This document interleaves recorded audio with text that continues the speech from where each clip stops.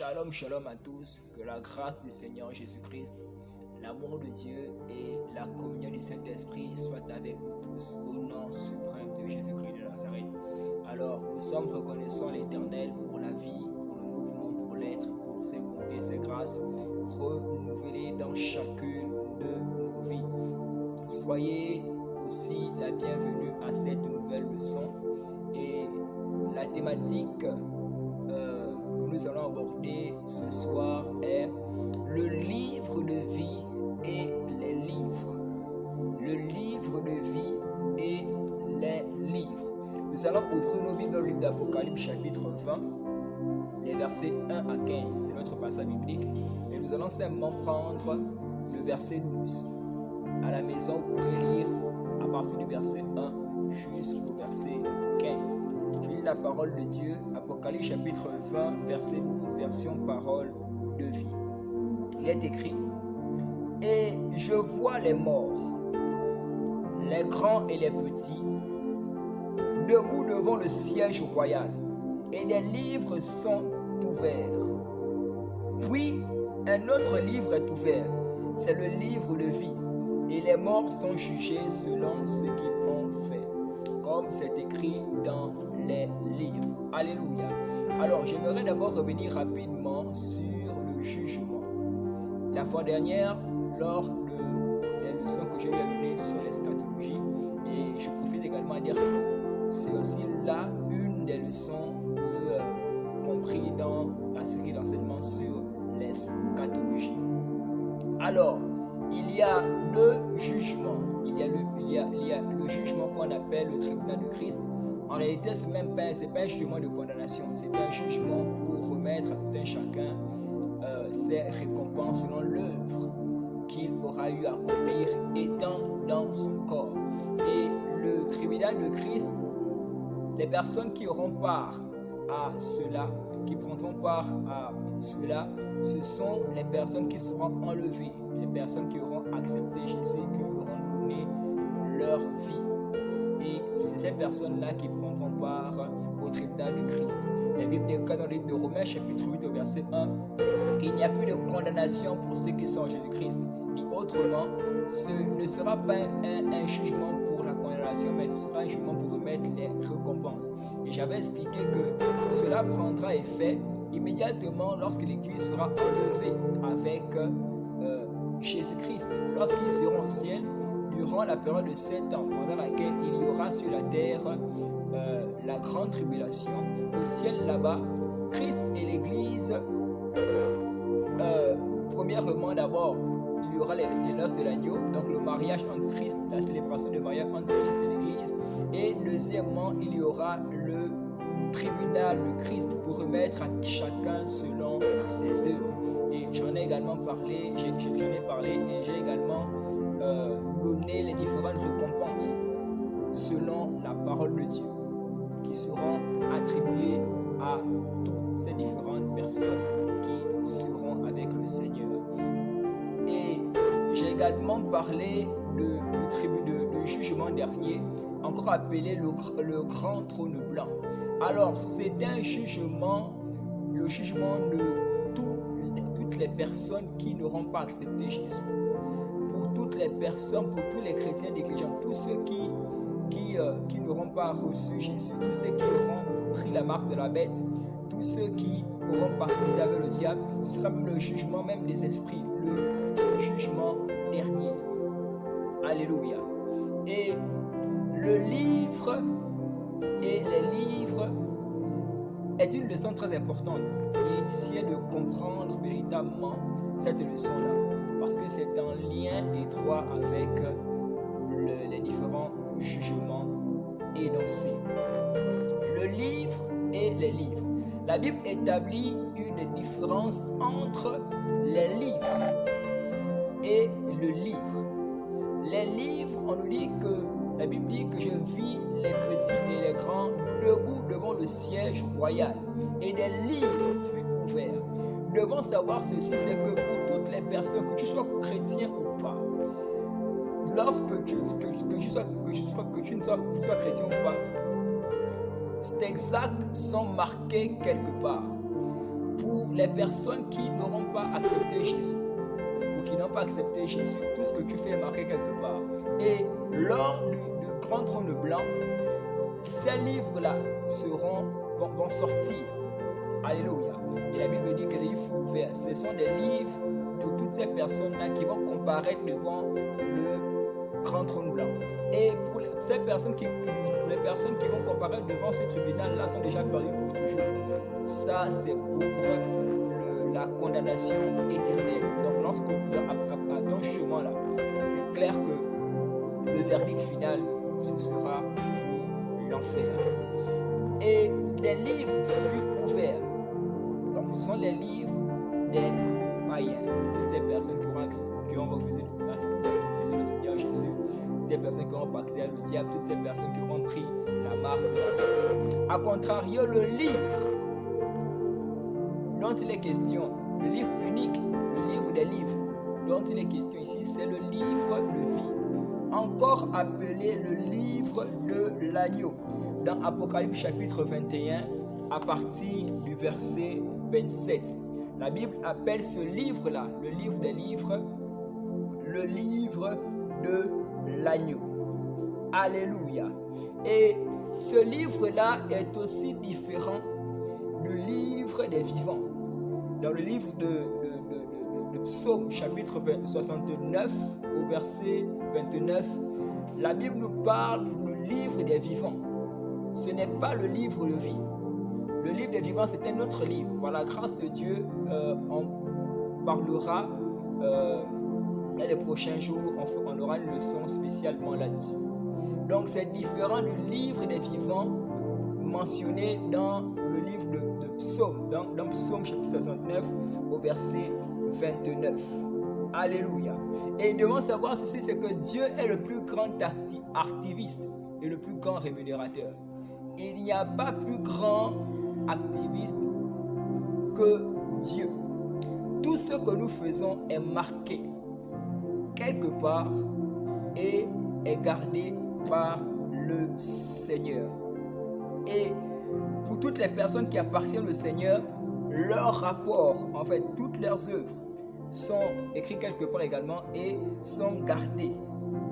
Donc, le Seigneur garde nos différents rapports avec lui.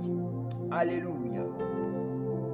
Nous pouvons prendre 2 Timothée chapitre 2 à partir du verset 19 pour confirmer, corroborer mes dires. Alors, premièrement d'abord, nous allons parler des livres contre le livre. En grand temps, nous parlerons des livres contre le livre. Alléluia. Et dans cette partie, on parlera beaucoup plus parce que c'est même là ce sur quoi j'aimerais m'appesantir, le livre de vie. Il faut simplement retenir que en ce qui concerne les livres, ces livres appartiennent aux personnes qui n'auront pas accepté Jésus. Dit autrement, sur le livre même, ce sont des livres même, ce sont des livres de la condamnation. Par contre, le livre de vie, c'est le livre pour toutes ces personnes qui auront accepté le Seigneur Jésus-Christ. Donc, nous tous qui avons accepté Jésus-Christ et qui, par la grâce de Dieu, nous préservons à cause de Christ, tous nos noms sont écrits dans un livre, dans un seul et unique livre qui est appelé le livre de vie ou encore le livre de l'agneau. A contrario, toutes les personnes qui n'ont pas accepté Jésus, eux, ils ont les livres. Pour tout un chacun, eux, ils ont les livres. Et nous, qui avons accepté Jésus, nous avons ce qu'on appelle le livre, qui est le livre de vie. Donc, grand temps, les livres contre le livre. Premièrement, ce qu'il est de comprendre, c'est que le livre de vie est connu dans le livre d'Apocalypse chapitre 3, verset 5. Certains ont déjà certainement lu ce verset et découvert cela. Et dans l'Apocalypse chapitre 3, verset 5, le livre de vie est considéré comme le livre de vie est considéré comme le livre de l'agneau, et à l'intérieur de ce livre-là, il y a la liste des noms des personnes qui vivront pour toujours avec le Seigneur, avec Dieu dans le ciel. Donc, quel est le contenu même du livre de vie? La liste de toutes ces personnes qui l'auront accepté. Par exemple, laquelle j'ai dit, nous tous qui avons accepté Jésus-Christ, vous savez, le plus souvent, lorsque nous faisons la prière du pécheur, lorsque tu acceptes le Seigneur Jésus-Christ, on te fait souvent dire ceci: Père, efface mon nom sur le livre de la mort, écris mon nom dans le livre de vie. C'est ce livre dont il est question. Donc, dans le livre de vie, il y a une liste, la liste des différents noms des personnes qui ont accepté Jésus. Et je suis très heureux parce que mon nom et ton nom, si tu as déjà accepté Jésus-Christ, est écrit dans ce livre-là. Alléluia. Et j'aimerais aussi dire ceci, soit dit en passant, pour toutes les personnes qui n'ont pas encore accepté Jésus, sachez que vos noms ne sont pas écrits dans ce livre de vie. Et si tu aimerais que ton nom soit écrit dans le livre de vie, il n'y a pas d'autre solution que d'accepter le Seigneur Jésus-Christ. Et lorsque ton nom est écrit dans le livre de vie, tu es apte pour vivre dans le ciel avec le Seigneur. Et lorsque Jésus-Christ viendra pour prendre l'église, tu seras parmi ces personnes qui seront enlevées. Deuxièmement, au jugement du grand trône blanc, qui est le jugement des pécheurs, tous les pécheurs seront jugés selon leurs actes dans les livres. Les pécheurs ne seront pas jugés lors du grand trône blanc selon le livre de vie, non, mais selon les livres. Et toute personne qui passe devant le jugement n'a pas son nom dans le livre de vie, comme je vous l'ai dit. Et une telle personne est destinée à la condamnation éternelle.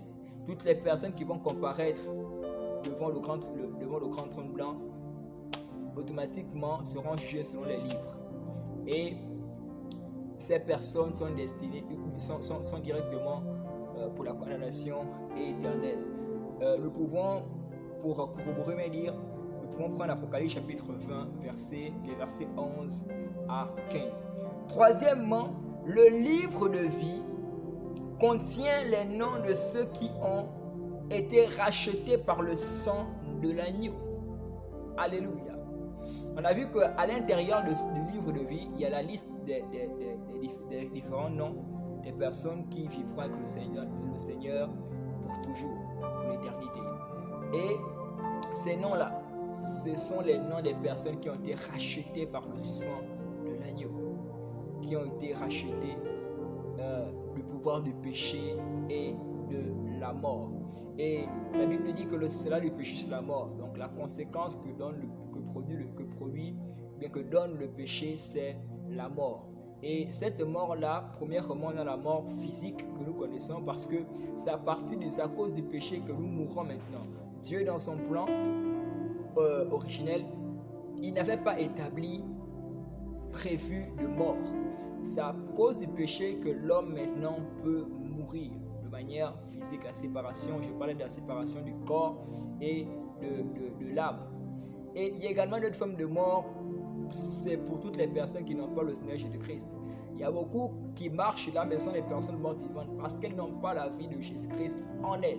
Elles n'ont pas accepté Jésus, elles sont dans la mort, dans les ténèbres. Et il y a une troisième forme de mort, et cette mort-là est très terrible, c'est la condamnation éternelle. C'est l'éternité loin du Seigneur. Et les personnes qui ont été rachetées du sang de l'agneau sont délivrées de cette mort-là.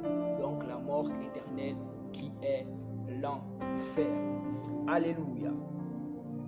Alors, et les saints qui ont œuvré fidèlement pour le Seigneur. Dans le livre de Philippiens chapitre 4 verset 3, l'apôtre Paul fait allusion à cela. Les personnes qui ont servi le Seigneur de manière fidèle, de manière intègre, ces personnes, leurs noms aussi sont écrits dans le livre de vie. Et il y a également des récompenses qui sont données à ces personnes-là selon les œuvres, selon leurs œuvres. Alléluia. Donc, il y a des récompenses pour les œuvres des croyants, pour les œuvres des saints. Amen. 1 Corinthiens chapitre 3, les versets 13 à 14. Quatrièmement, comment faire pour que son nom soit écrit dans le livre de vie? Qu'est-ce qu'il faut faire pour que son nom soit écrit dans le livre de vie? Alors, pour avoir son nom écrit dans le livre de vie, il est clair, c'est indispensable, c'est incontournable. Il faut naître de nouveau. Naître de nouveau, ce n'est pas que tu as par exemple 50 ans et tu vas revenir dans le ventre de ta mère pour dire que tu vas encore naître de nouveau. Il est écrit dans le livre de Jean, chapitre 3, un docteur de la loi appelé Nicodème, ce qu'il pensait, qu'il fallait encore, tu es déjà vieux et puis tu vas encore aller dans le sein de ta mère pour naître de nouveau. Non. La nouvelle naissance dans toutes les questions, c'est un changement radical de vie. C'est un changement. En fait, c'est le fait de se dépouiller du vieil homme. Le vieil homme, c'est les mauvaises habitudes, c'est les habitudes pécheresses, c'est tout ce qui est mal, tout ce qui est contraire à la volonté de Dieu. C'est de pouvoir se débarrasser de cela. C'est un changement de vie, un changement de comportement, un changement d'habitude, un changement de parole. La nouvelle naissance. Par la grâce de Dieu, vraiment Dieu faisant grâce, on parlera un peu de comprendre la nouvelle naissance. Et toutefois, pour que votre nom soit maintenu, faisons très attention. Lorsque tu acceptes Jésus, ton nom est écrit dans le livre de vie. Mais si tu ne veilles pas, ce nom-là peut être effacé.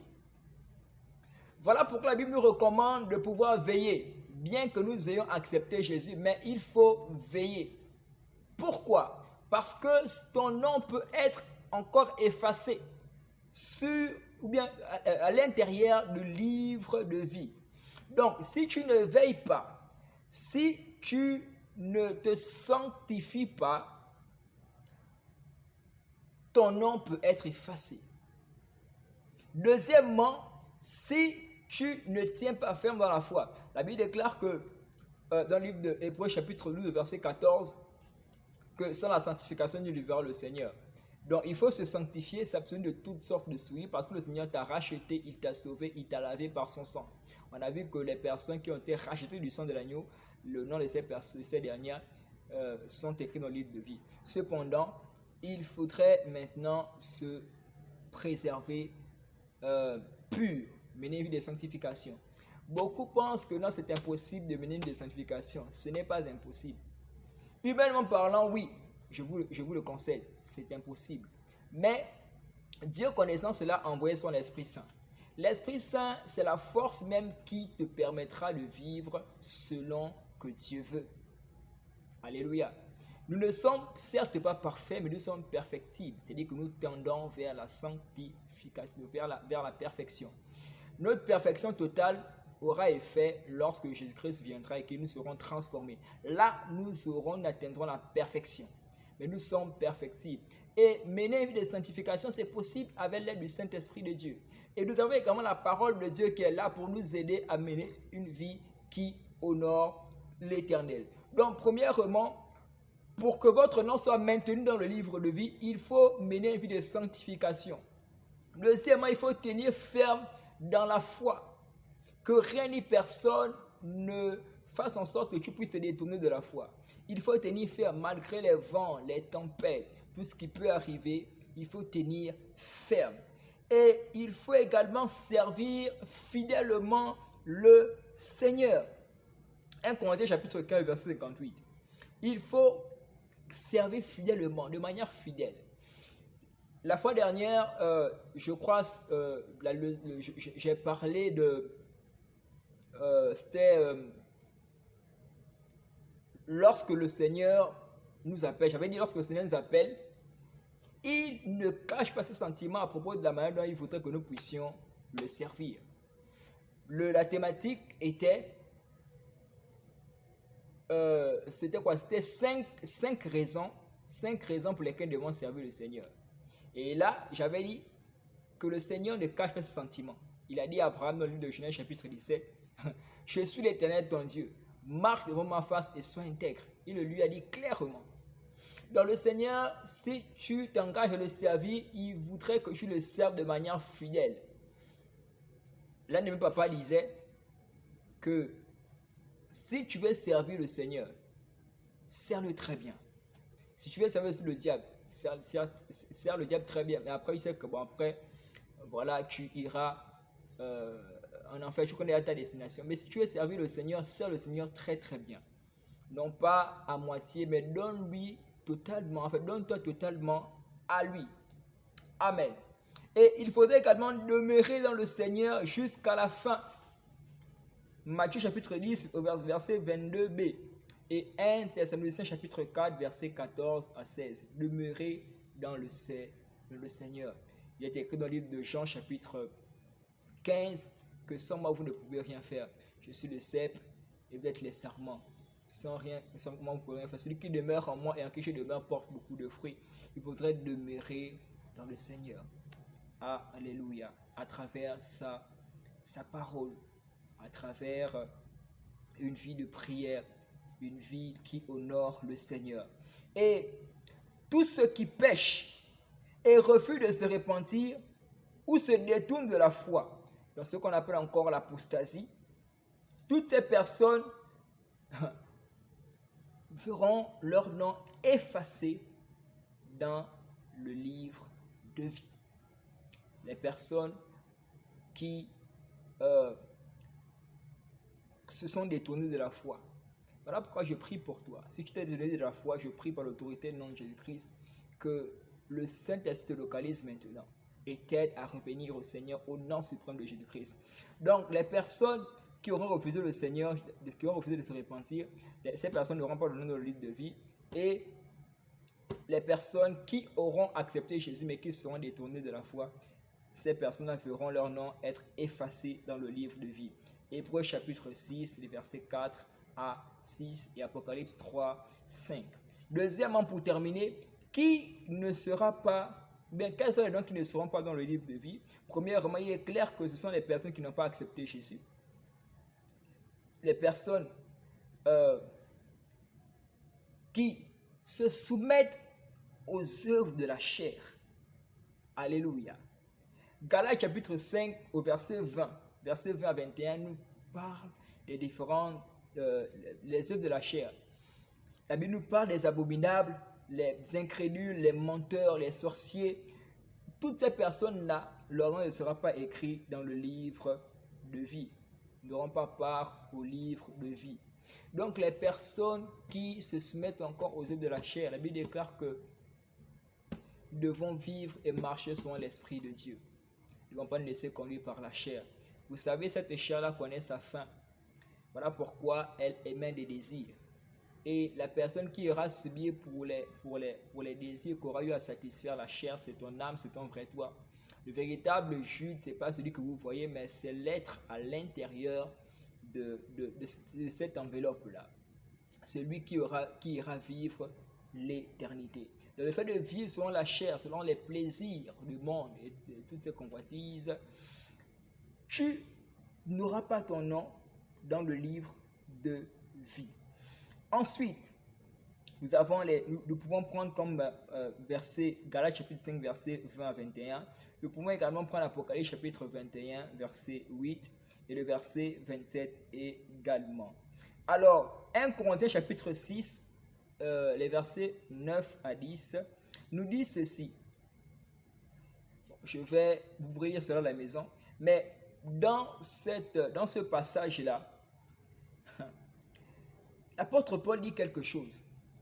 Et c'est par rapport aux actes des pécheurs. Ceux qui ne prendront pas part qui n'auront pas leur nom dans le livre de vie. Donc, 1 Corinthiens chapitre 6, les versets 9 à 10, là-dedans, l'apôtre Paul nous parle davantage des œuvres de la chair qui empêcheront à beaucoup d'avoir part au livre de vie. Pour terminer, j'aimerais lire ceci. Il est vrai que naître de nouveau est la condition préalable à la vie éternelle. Mais nous devons travailler à notre salut avec crainte et tremblement. Philippiens chapitre 2, verset 12. Notre grande joie devrait être que nous ayons nos noms dans le livre de vie. Nous devons faire du ciel notre priorité dans tout ce que nous faisons. Alléluia. Que le Seigneur vous bénisse. Shalom et à très bientôt. Abonnez-vous à ma chaîne et partagez également ces enseignements afin que le plus grand nombre puisse écouter et puisse être béni par ces enseignements qui sont donnés. À très bientôt. Shalom et merci beaucoup. Amen.